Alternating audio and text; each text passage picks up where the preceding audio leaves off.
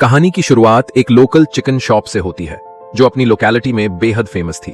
वहां अक्सर भीड़ लगी रहती थी। वहां चिकन का टेस्ट बेहद ज्यादा खास था और लोगों को बहुत पसंद आता था। इस खास टेस्ट के पीछे होंग नाम की एक लड़की थी जो कई सालों से इस शॉप में काम कर रही थी। होंग बेहद अच्छी लड़की थी। उस शॉप में आने वाले लोग उसे उसकी प्यारी सी स्माइल के लिए पसंद किया करते थे, मगर इस प्यारी सी स्माइल के पीछे होंग ने बेहद ज्यादा दर्द छुपा रखे थे। होंग केवल 10 साल की थी जब उसके पापा ने उसे और उसकी माँ शिन को छोड़ दिया था और कहीं चले गए और आज तक वापस लौटकर नहीं आए। उन खराब हालातों में होंग और उसकी माँ शिन को एक चिकन शॉप में काम मिल गया। उस चिकन शॉप में कई सालों से काम करते करते उन दोनों का गुजारा तो हो जा रहा था, मगर इस शॉप में काम करने के बाद होंग के पास इतना वक्त नहीं बचता था कि वो अपनी पढ़ाई पे ध्यान दे पाए। मगर इसके बावजूद वहां के लोकल होंग को अक्सर मोटिवेट करते रहते थे और होंग चाहती थी कि एक दिन उसका चिकन स्टोर बेहद फेमस हो जाए और देश भर से लोग उसके स्टोर चिकन खाने आए। अब हम देखते हैं कि बेहद ज्यादा रात हो चुकी है और होंग अपने बिस्तर पे बेहद चैन से सोई हुई है, मगर तभी स्टोर के बाहर बहुत सारे लोग आ जाते हैं और बेहद जोर जोर से दरवाजा पीटने लगते हैं। इस आवाज से होंग की नींद खुलती है। इतने सारे लोगों को देखते ही होंग सबसे पहले अपनी माँ शिन को कॉल लगाती है, मगर इतने में वो लोग होंग के स्टोर का दरवाजा तोड़ने लग जाते हैं। होंग तुरंत ही उन्हें रोकने की कोशिश करने लगती है, मगर वो लोग दरवाजा पूरी तरह तोड़कर होंग को बाहर खींचने लगते हैं। होंग की माँ इस वक्त कुछ सामान लेकर वैन में लौट रही थी। तभी वो देखती है कि उनके स्टोर के बाहर बेहद भीड़ जमी है। वो लोग वहां मौजूद चीजें तोड़फोड़ रहे थे और उनके बीच होंग फंसी थी। शिन तुरंत गाड़ी से उतरकर अपनी बेटी होंग को बचाने के लिए आगे बढ़ती है, मगर वहां मौजूद लोग उसे धक्के मारकर जमीन में गिरा देते हैं। इस बात से शिन को बेहद ज्यादा गुस्सा आता है और वो अपनी वैन में बैठकर उन लोगों को कुचलने के लिए वैन उनकी तरफ बढ़ा देती है, मगर इसका कुछ खास फायदा नहीं होता। सभी साइड हट जाते हैं। शिन की वैन आगे जाकर रुकती है और वो लोग शिन को वैन के अंदर से खींचकर निकाल देते हैं, जिसकी वजह से शिन जमीन पे गिरती है और उसका सिर फुटपाथ पे बेहद जोर से जाकर लगता है, जिसकी वजह से शिन ऑन स्पॉट मारी जाती है। शिन अपनी माँ की लाश के आगे बैठकर बहुत रो रही होती है। इतने में वहां शोर शराबा सुनकर आसपास के लोग आ जाते हैं। शिन को तुरंत ही हॉस्पिटल ले जाया जाता है, मगर अफसोस उसकी जान नहीं बचती। तभी स्पेस से एक बेहद चमकता हुआ मेटोर आता है और पास में ही एक पहाड़ी पे जा गिरता है, जिसमें से कुछ बेहद चमकती हुई एनर्जीज निकलती हैं और उस पहाड़ से बह रहे पानी में जा मिलती हैं। इस वक्त तक सुबह हो चुकी थी और एक आदमी उस मेट्योर की एनर्जी से भरे पानी को जमा करके पीने लगता है, मगर उस आदमी को पानी में कुछ बेहद अजीब लगता है और वो पानी को तुरंत ही थूकने की कोशिश करता है, मगर इसके बावजूद थोड़ा पानी उसके पेट में चला ही जाता है।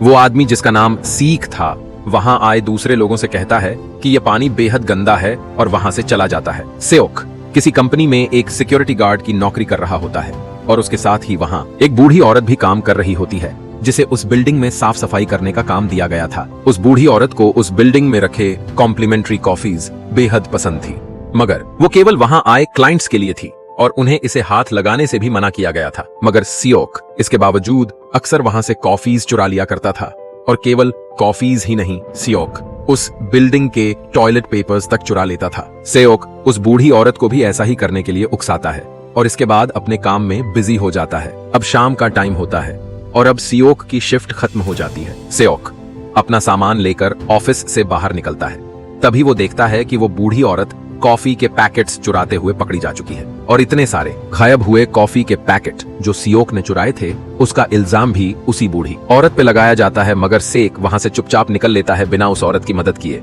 अब शाम होने के बाद सियोक एक वाइन शॉप पे जाकर थोड़ी वाइन पीता है, मगर हल्की सी वाइन चखते ही उसके पेट में बेहद जोर से दर्द होता है, जिसकी वजह से वो हाथों से अजीब अजीब जेस्चर्स बनाता है और फिर वहां रखी चीजें खुद ही हिलने लग जाती हैं, जैसे उन्हें कोई हाथों से हिला रहा हो। थोड़ी देर में एकदम से आसपास के चेयर टेबल्स गिर जाते हैं और सीख उसी टेबल पे सो जाता है। स्टोर ओनर अंदर से देखता है तो उसे लगता है कि सियोक ने नशे में वहां की चीजें गिरा दी हैं और वो आकर सियोक को वहां से भगा देता है। इसके बाद सेक अपने घर पहुंचता है और बिस्तर पे लेट जाता है। लेटे लेटे सियोक एक सिगरेट निकालता है पीने के लिए, मगर लाइटर सियोक के हाथों से थोड़ा दूर रखा होता है। सियोक इस वक्त बेहद ज्यादा आलस में होता है और उसे उठने का बिल्कुल भी मन नहीं होता। वो लेटा हुआ लाइटर की तरफ देखता रहता है, तभी एकदम से लाइटर उसके हाथों में खुद ब खुद आ जाता है, मगर सियोक ये देखकर बेहद कंफ्यूज हो जाता है।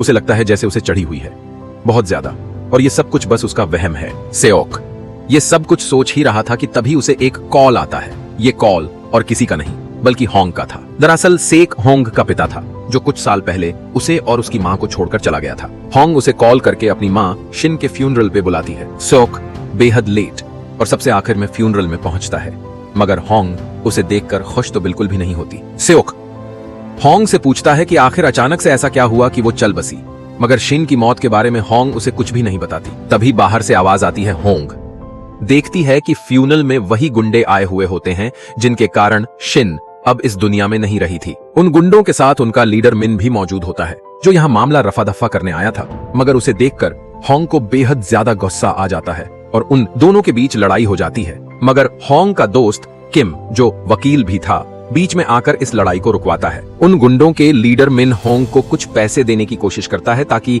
होंग कोर्ट न जाए, मगर होंग उस पैसे को लेकर मिन के मुंह पे दे मारती है और कहती है कि वो उन्हें कोर्ट में देख लेगी। इसके बाद वो गुंडे वहां से चले जाते हैं। होंग कहीं न कहीं इन सब चीजों का जिम्मेदार अपने पिता सियोक को समझ रही थी। असल में वो गुंडे वहां होंग के चिकन स्टोर पे एक बड़ी कंपनी ने भिजवाए थे, क्योंकि उस कंपनी ने हाल ही में एक प्रोजेक्ट लॉन्च किया था जिसमें वो लोग एक बेहद बड़ा टूरिस्ट हब बना रहे थे चीन के टूरिस्ट्स के लिए, जिसमें उन्हें उस एरिया में मौजूद सारी जमीनें चाहिए थीं और वो कंपनी गुंडे भेजकर लोगों से जबरदस्ती उनकी जमीनें छीन रही थी। मगर होंग की शॉप यहाँ बहुत ज्यादा चल रही थी, वो अपनी जमीन बिल्कुल भी नहीं देना चाहती थी। सियोक किम के साथ उस शॉप में पहुंचा हुआ था और वहां सारी चीजें देख रहा था जो अब तोड़ फोड़ दी गई थीं और बर्बाद हो चुकी थीं। मगर तभी बात करते करते सियोक किम से कहता है कि आखिर तुम होंग के लिए इतनी तकलीफ क्यों उठा रहे, आखिर तुम्हारा क्या रिश्ता है होंग से। मगर किम कहता है कि वो ये सब केवल इसलिए कर रहा है क्योंकि वो एक वकील है और साथ ही साथ ह्यूमन राइट्स ऑर्गेनाइजेशन का हिस्सा भी है। थोड़ी देर बाद सेक वहां से चला जाता है। रास्ते में सियोक अपनी जेब से एक सिगरेट निकालता है पीने के लिए, मगर तभी उसे अपनी बेटी होंग की हालत याद आती है,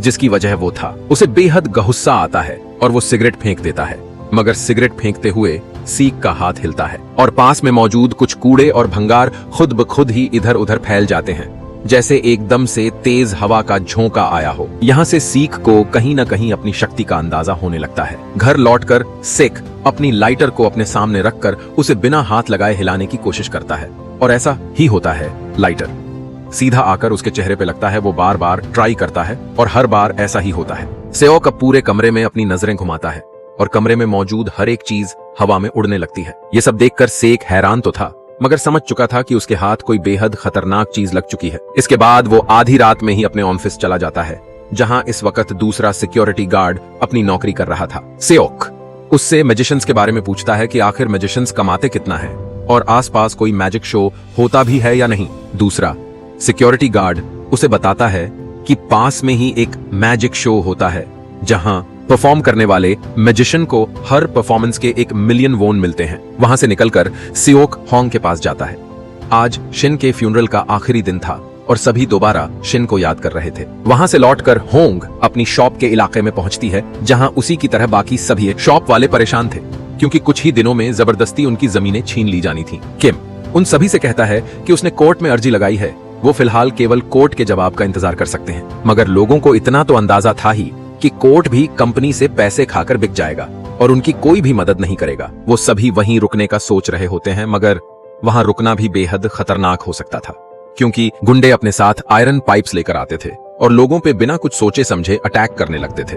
होंग का पिता होंग को वहां से अपने साथ चलने को कहता है, क्योंकि वो जगह बिल्कुल भी सेफ नहीं थी, मगर होंग उसे साफ मना कर देती है, क्योंकि जब होंग और शिन को सियोक ने अपने हाल पे छोड़ दिया था, तब इन लोगों ने ही होंग की मदद की थी।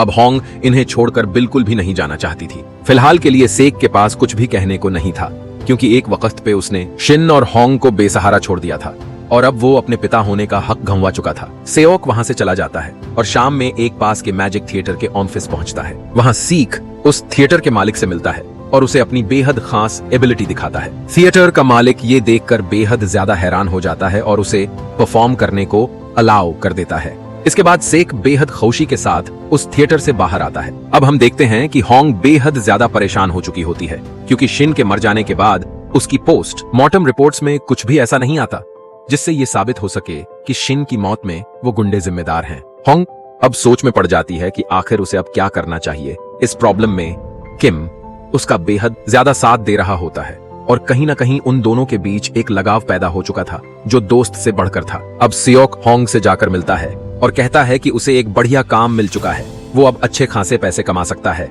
होंग को अब उसके साथ चलना चाहिए और अपने कॉलेज की पढ़ाई पे ध्यान देना चाहिए, न कि अपना समय इस चिकन शॉप में बर्बाद करना चाहिए। वो अपनी कुछ मैजिक ट्रिक्स होंग को भी दिखाता है, मगर होंग कहती है कि क्या वो इतने सालों के लिए उसे और उसकी माँ को छोड़कर गया था केवल एक जादू सीखने के लिए। सेओक होंग से कहता है कि मैं तुम दोनों को छोड़कर केवल इसलिए गया था ताकि मेरे लिए हुए भारी कर्जे के कारण तुम दोनों को कोई तकलीफ न झेलनी पड़े, क्योंकि कर्जा वापस लेने उनके घर गुंडे आने लगे थे। मगर होंग कहती है कि जब उन्हें जरूरत थी तब इन्हीं लोगों ने उन दोनों का साथ दिया था और अब वो इन लोगों को छोड़कर कहीं भी नहीं जाएगी। इतना कहकर होंग वहां से चली जाती है।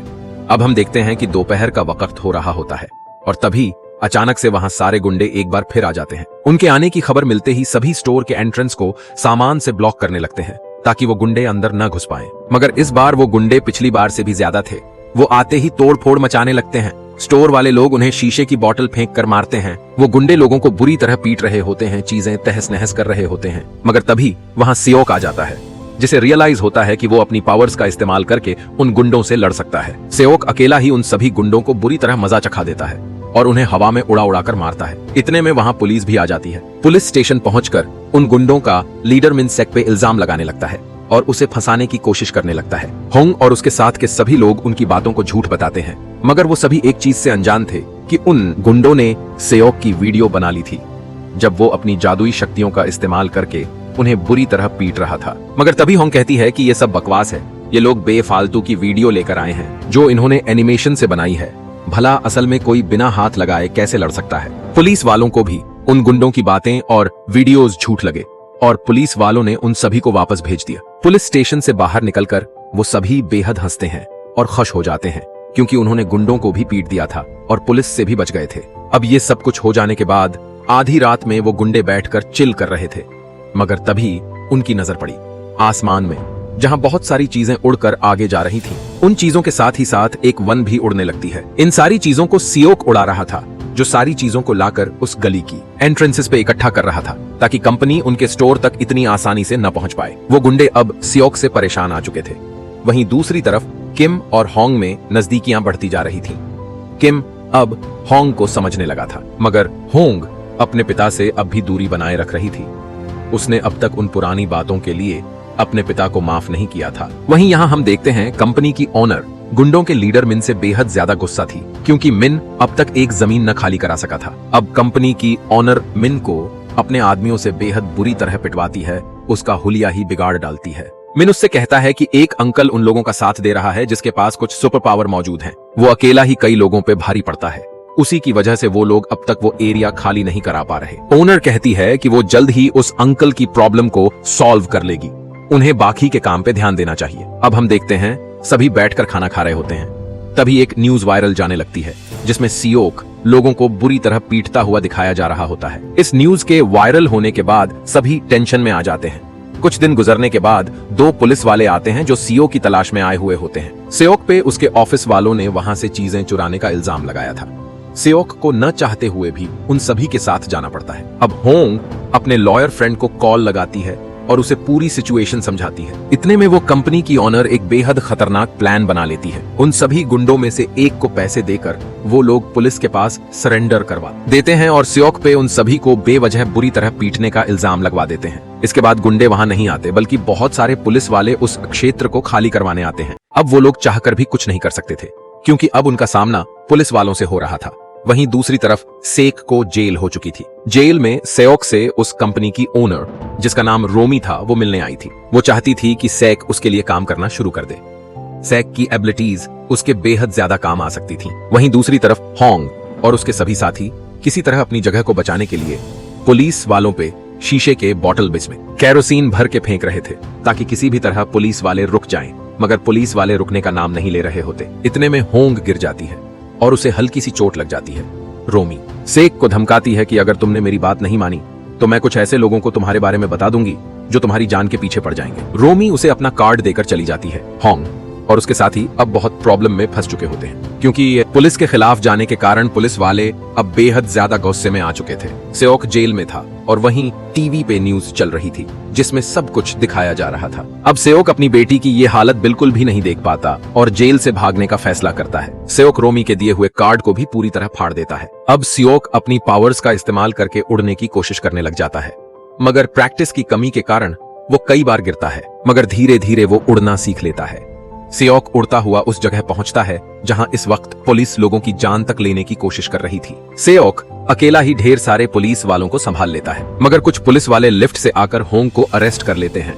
तभी वो लिफ्ट ज्यादा वजन के कारण टूटने लग जाता है। सेओक अब उस पे हमला कर रहे सभी पुलिस वालों से निपटने के बाद देखता है कि उसकी बेटी होंग उस आधे टूटे हुए एलिवेटर पे फंसी है। सेओक अपनी शक्तियों का इस्तेमाल करके उसे बचाने की कोशिश करता है, मगर होंग नीचे गिर जाती है। सेओक बेहद तेजी के साथ उड़ता हुआ जाता है और आखिरकार किसी तरह होंग की जान बचा लेता है। होंग को उसके सभी साथियों के हवाले करके सेओक सारा इल्जाम अपने सिर पे ले लेता है और खुद को पुलिस वालों के सामने सरेंडर कर देता है। सेओक को 4 साल की सजा सुनाई जाती है। सजा खत्म होने के बाद सीक जेल से वापस लौटता है। उसे पिक करने होंग का वो पुराना दोस्त जो लॉयर भी था वो आता है। वो सेओक को बताता है कि होंग और वो अब केवल दोस्त नहीं रहे, उन दोनों ने शादी कर ली। सेओक को थोड़ा गुस्सा आता है कि उसकी बेटी होंग ने उसे बिना बताए शादी कर ली, मगर अंदर ही अंदर सेओक भी जानता था कि उसकी बेटी ने एक सही लड़का चुना है। घर लौटते हुए शाम हो जाती है। सेओक देखता है कि होंग ने अब एक दूसरी जगह चिकन शॉप खोल ली है, वो भी अपने पिता सेओक के नाम पे। सेओक सभी को अपनी सुपर पावर्स का इस्तेमाल करके ड्रिंक्स और खाना सर्व करने लग जाता है और यहीं हमारी कहानी खत्म हो जाती है। तो कमेंट में बताइए कैसी लगी आपको ये कहानी। अगर अच्छी लगी तो हमारे चैनल को सब्सक्राइब करना बिल्कुल न भूलें और हमारी दूसरी वीडियोस भी जरूर चेक